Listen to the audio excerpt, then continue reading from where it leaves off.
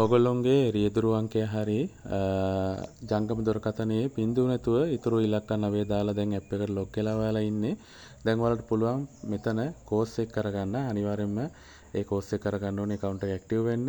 කෙටි ප්‍රශ්නාවලියක් කරගන්න කියලා එකක් තියෙනවා. අන්න ඒක ඔයාලා ටච් කරන්න ඕනේ. එතකොට මේකෙදී මේ වීඩියෝ එකක් එනවා. ඒක බලලා account එක හදාගන්න ඕනේ. මෙතනදී ඔයාලට බලා ගන්න පුළුවන් පාතමාලා වෙත යන්න කියන එක ක්ලික් කරන්න. ඊට පස්සේ ඔයාලට පුළුවන් පික්මී සහකරු වීඩියෝ එක වෙත යොමු වෙන්න. මේකේ තියෙනවා YouTube වීඩියෝ එකක්. ඔයාලට පුළුවන් මෙතන වීඩියෝ බටන් එක ටච් කරායින් පස්සේ ඒ වීඩියෝ එකට යනවා. ඒ වීඩියෝ එක සම්පූර්ණ ස්කිප් නොකර බලන්න. මොකද මේ වීඩියෝ එක බැලුවේ නැත්නම් ඔයාලට මෙතනින් එහාට ඊළඟ ස්ටෙප් එකට යන්න බෑ. මේ වීඩියෝ එක බලලා ඔයාලා ඊළඟ කියන එක දෙන්න ඕනේ.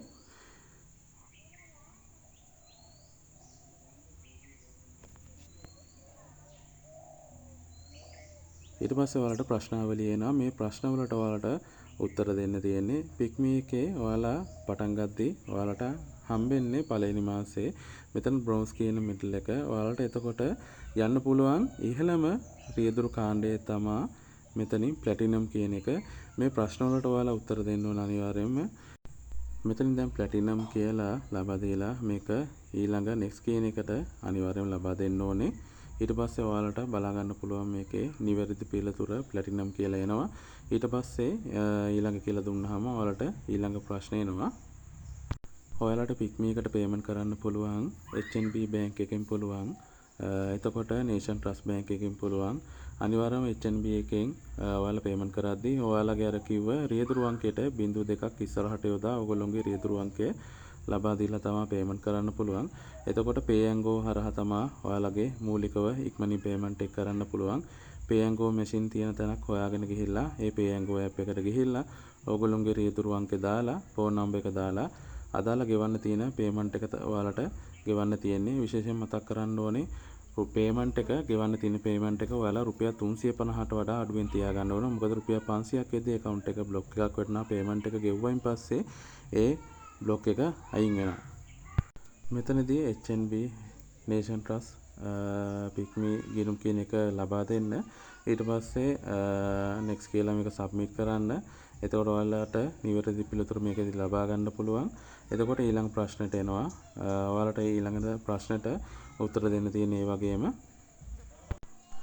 ඊළඟ අහනවා forward hire යනුවෙන් අදහස් වන්නේ මොකක්ද කියලා. මේ forward hire කියන්නේ ඔයාලා hire එකක් යන විට ඔයාලට පුළුවන් තව hire එකක් ඔය එකම ලබා ගන්න. ඒ කියන්නේ hire එක යන විදියට ඒ පැත්තට යන වෙලාවට ඔයාලට හම්බ වෙනවා තව hire එකක්. ඕනනම් ඔයාලට මේක ගන්න පුළුවන් ටච් කරලා. ඒක තමයි forward hire කියලා කියන්නේ.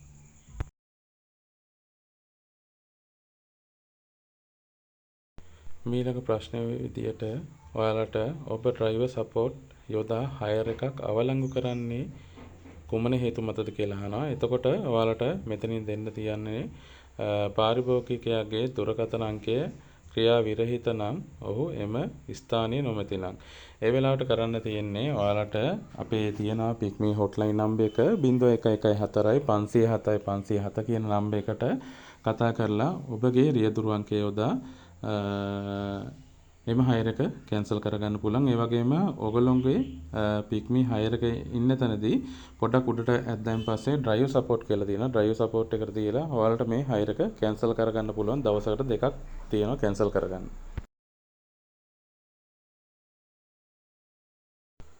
ඊළඟ ප්‍රශ්නය ඔබ forward hire එකක් ලබා ගැනීමට ප්‍රථම සිදු කළ යුත්තේ මොකක්ද කියලා අහනවා. ඔයාලා hire එකක ඉන්නවා නම් ඔයාලට තව hire එකක් ලබා ගන්න අනිවාර්යයෙන්ම දැනට hire එකේ සිටින මගියා ගමනාන්තයෙන් බහිනවද කියලා ඔයාලා අනිවාර්යයෙන්ම දැනගන්න ඕනේ.